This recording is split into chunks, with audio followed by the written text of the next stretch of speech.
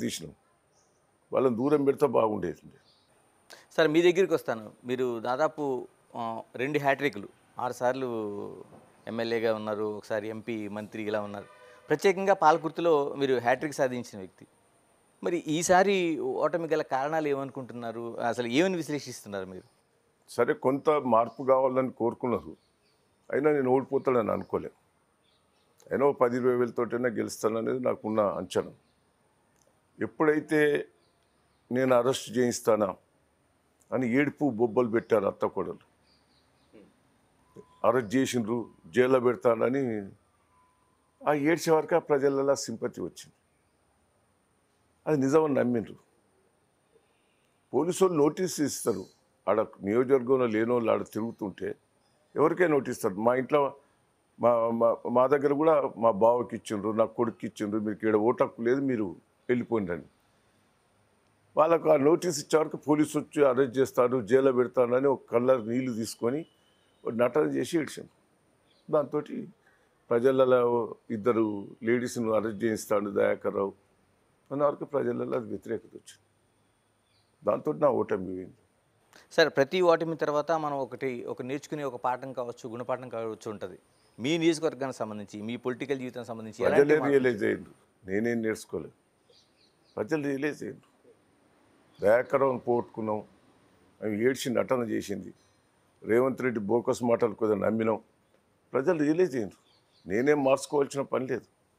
ప్రజల దగ్గరనే మార్పు వచ్చింది.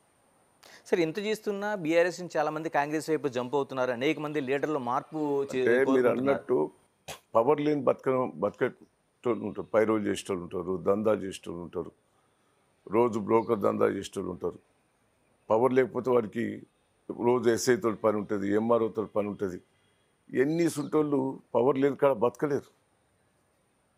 పవర్ ఎటుంటే అటే ఉరుకుతారు. జనం మారారు కదా. సార్ సూటిగా చెప్పండి, మీరు రేవంత్ రెడ్డిని చాలా కాలంగా దగ్గరగా చూశారు, పార్టీలో కూడా కొంతకాలం చూశారు. ఎప్పుడైనా రేవంత్ రెడ్డి సీఎం అవుతారని అనుకున్నారా మీరు? సీఎం అవుతాడని నేను అనుకోలే. సీఎం అవుతాడని ఎన్నడూ ఊహించుకోలే. ఇలాగ యశస్విని రెడ్డి పాలకుర్తిలో మీ పైన విజయం సాధించున్నారు. ఎలా ఉంది? మీరు చూస్తున్నారు కదా, ఎలా ఉంది పరిపాలన, ఏం వాళ్ళు చేస్తున్నారు? కొత్త వాళ్ళకి నేను వాళ్ళని ఏమంటా చెప్పండి. వాళ్ళు కొత్త, రాజకీయమే కొత్త. వాళ్ళ గురించి నేను మాట్లాడదలుచుకోలేదు. ఇలాగ మరోవైపు ఝాన్సీ రెడ్డి పైన సూడో ఎమ్మెల్యేగా ఉంటుందనేది ఒక ప్రధాన విమర్శ మీరే చేస్తున్నారు. ఎలా ఉంది అసలు ఝాన్సీ రెడ్డి? ఇంకా వాళ్ళని ఏమంటారండి, కొత్తోళ్ళు వాళ్ళు. సరిగా ఎమ్మెల్యేది పాపం ఏం నడుస్తలేదని ప్రజలు అంటున్నారు. అంటే నేనేమనదలుచుకో. ఒక సూడో ఎమ్మెల్యేగా ఆవిడే ఆమె పెత్తనం చేస్తున్నది, ఆమె రాజకీయం చేస్తున్నది, ఆమె నడవనిస్తలేదని ప్రజలు అంటున్న భావన.